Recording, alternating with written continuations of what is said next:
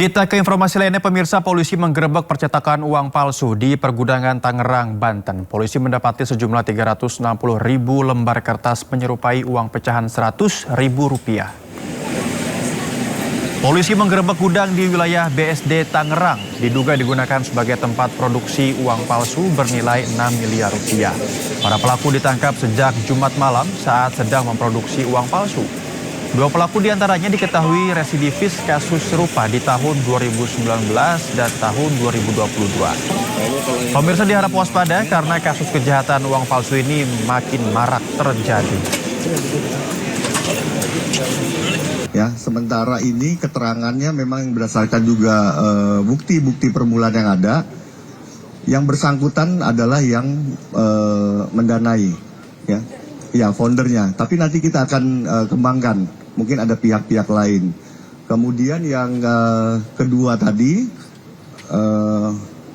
ada hubungan ya dengan jaringan yang lain ya, dengan karena di antara 4 itu ada 2 residivis.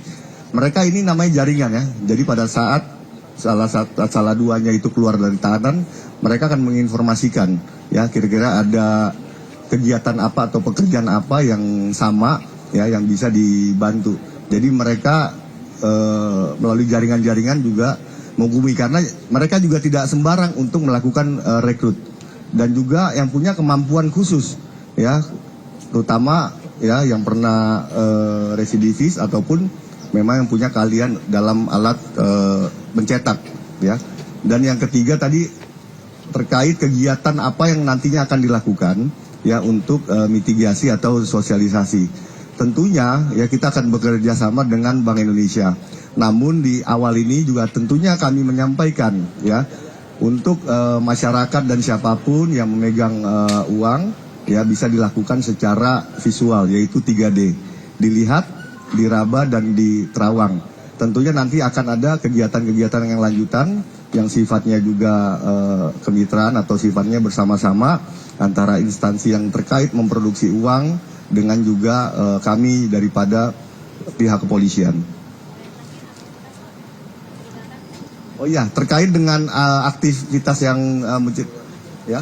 Jadi memang yang bersangkutan ini jarang sekali keluar dari ini areal pergudangan ya, dan juga rekan-rekan media bisa lihat ini cukup luas dan cukup jauh juga ya untuk kita masuk.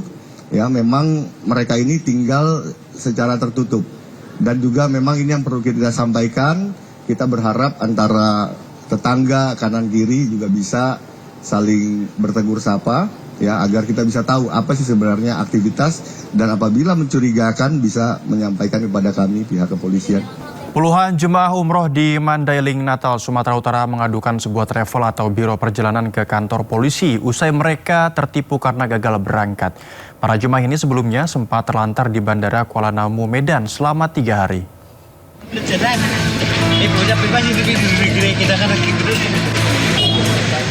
jamaah umroh asal Kabupaten Mandailing, Natal, Sumatera Utara resmi melaporkan agen travel Sultan Andalus Harmain ke Polres Madinah.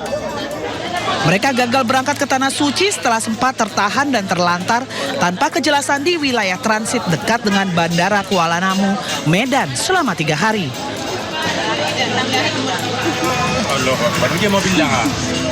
Sebagian jemaah jatuh pingsan hingga tidak bisa membendung kesedihan lantaran gagal berangkat umroh.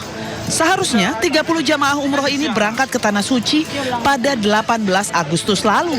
Namun ternyata tiket pesawat mereka tidak disediakan oleh pihak travel. Kemudian saat berusaha menghubungi pihak travel yang bersangkutan, pimpinan travel menghilang, lari dari tanggung jawab. Tanggal 17 lah pula, tanggal 17 kami sampai ke Medan Pak. Memang Pak yang punya travel Pak nggak bisa dihubungi gitu? Tidak dapat dihubungi. Oh, jadi orang Bapak gimana waktu itu, terlantar gitu? Ya bantu-bantuan apalah, kalau cuman apa pula, semalam dibantu kata siapa, Ustaz pembimbing kami, dikirim istrinya katanya untuk itu badan hukumnya ada, tapi izin dari kementerian tentang untuk PPIU-nya belum ada sampai sekarang. Makanya mungkin kalau kita simpulkan rasanya khusus untuk umroh itu belum ada mungkin izin. Kalau belum ada izin tuh gimana tuh apanya? Bodong atau gimana? Bodong lah itu.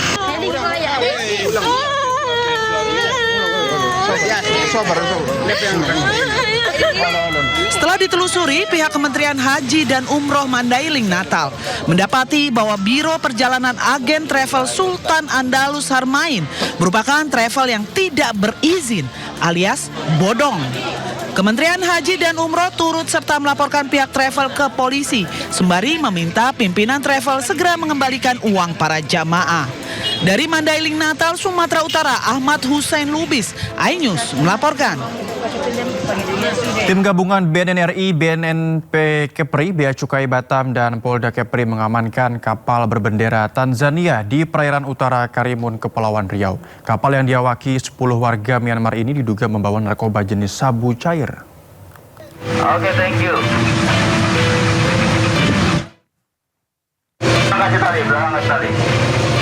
Penangkapan kapal MV Ocean Porter berbendera Tanzania di perairan utara Karimun menjadi hasil patroli intensif tim gabungan. 10 kru warga Myanmar ditangkap untuk menjalani pemeriksaan. Di dalam palka, petugas menemukan ratusan drum yang diduga berisi sabu cair sebanyak 2,6 ton serta ratusan karton rokok tanpa pita cukai. Dirjen Bea dan Cukai Lejen Jaka Budi Utama menyebut kapal tersebut sudah masuk radar petugas berdasarkan informasi intelijen. Penangkapan ini diduga berkaitan dengan jaringan yang sebelumnya membawa 1,3 ton ketamin yang diungkap di perairan Pulau Brakit, Bintan. Kemungkinan, ya bukan kemungkinan, tapi diperkirakan ini adalah merupakan jaringan yang sama.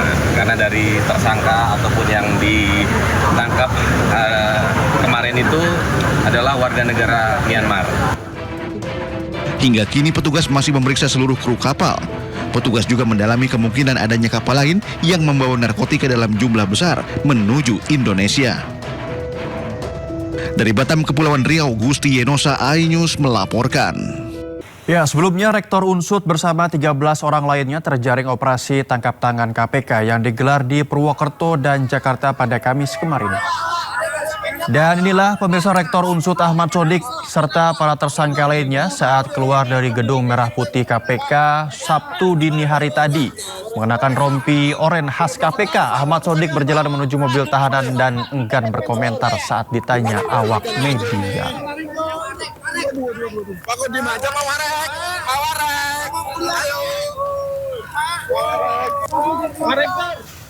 Dalam operasi senyap di hari Kamis kemarin, KPK mengamankan barang bukti uang tunai senilai ratusan juta rupiah. KPK mengungkapkan Rektor Unsud melalui perantara meminta orang tua yang ingin anaknya masuk Fakultas Kedokteran Unsud untuk menyiapkan uang sebesar 650 juta rupiah, pemirsa.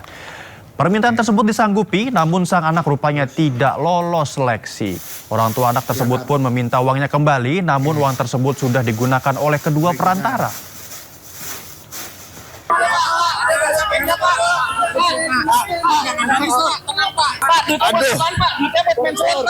Gimana pendidikan maju ini?